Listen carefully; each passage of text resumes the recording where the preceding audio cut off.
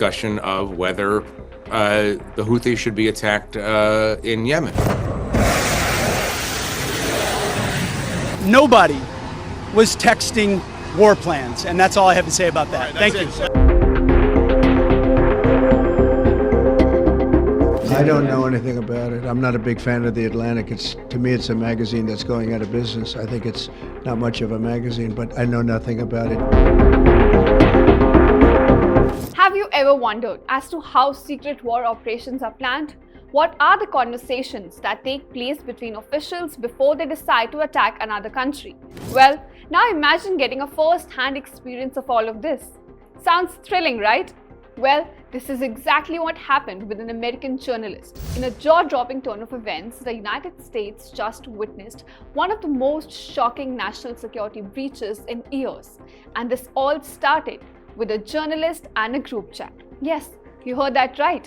That if the editor-in-chief of The Atlantic is being given access to this kind of information, weapons systems and packages and timing and weather in Yemen and all kinds of information about sequencing of particular events, then obviously there's a security breach. Jeffrey Goldberg, the editor-in-chief of The Atlantic, was mistakenly added to a group chat that included top US officials like Vice President J.D. Vance, Defense Secretary Pete Hegseth, National Security Advisor Mike Waltz, and even Director of National Intelligence Tulsi Gabbard. And this is the group where they were discussing upcoming strikes against Yemen's Houthi rebels. Now, while the strikes were officially announced by Donald Trump on March 15th, but Goldberg claims that he was given a few hours advance notice about the strikes, all thanks to this unintentional group chat slip-up on Signal, the encrypted messaging app. But wait, how did that even happen? Let's decode this for you. Goldberg first got a connection request on Signal from a user called Michael Waltz on March 11th. Now, Signal's one of those apps that's popular with journalists and others who want some extra privacy, so it's pretty secure. Now, Goldberg was a bit skeptical at first, but accepted the request, assuming that it was National Security Advisor Michael Waltz. But here's the twist. On March 13th, he was added to a group chat called Houthi PC Small Crew. And this is where he got messages from officials naming their representatives who would be working on the Yemen strike. There were about 18 members in the group in total. And then on March 14th, one of the group chat members, Vance, this is probably Vice President J.D. Vance, shared his doubts about the going ahead with the strike. He even said that he hated bailing Europe out again, since European countries were more affected by Houthi attacks on shipping than the United States. A case in point, now Houthis have been attacking ships linked to Israel and other vessels as well ever since the war in Gaza happened. Now, as the chat went on, it became clear that stakes were pretty high. Both Mike Waltz and Hegseth agreed that only the United States had the capability to carry out the strikes. Hegseth even shared his frustration about European countries not pulling their weight, saying that it's pathetic. And then, someone identified as SM, possibly Trump advisor Stephen Miller, came in. He argued that if US pulls off restoring freedom of navigation in the troubled waters, there should be some economic gain from it. But here's where things get really interesting. At 11:44 a.m. on March 14th, Pete Hegseth dropped some serious intel into the chat. He sent over details like strike targets, the weapons being deployed, and even the attacking sequence. And this wasn't just random chatter. He even gave the exact timeline. The first explosions in Yemen were scheduled to take place at about 1:45 p.m. Eastern Time, and this turned out to be exactly spot on.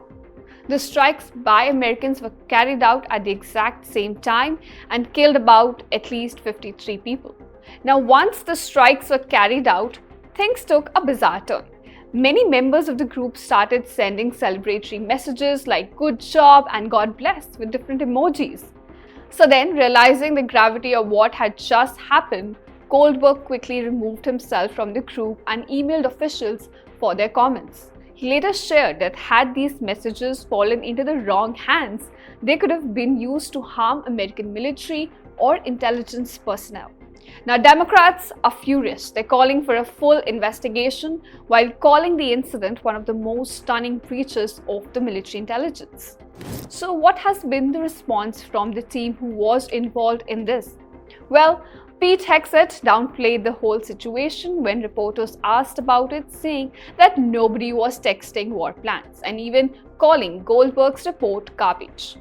You're talking about a deceitful and highly discredited so-called journalist who's made a profession of peddling hoaxes time and time again, to include the hoaxes of Russia, or the fine people on both sides hoax, or suckers and losers hoax. So this is the guy that peddles in garbage.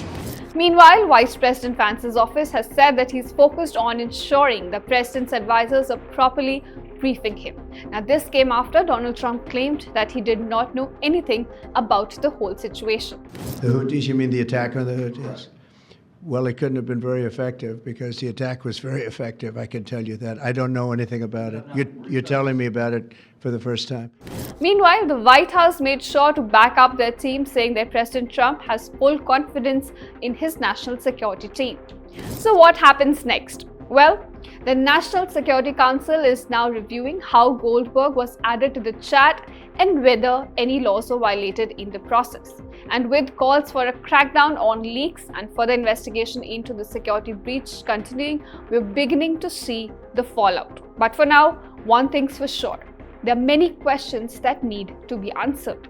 Do senior Trump officials regularly use Signal for sensitive discussions? Are these officials aware that use of such app could endanger American personnel? And more importantly, was Goldberg added to the group deliberately to send a message about the strikes?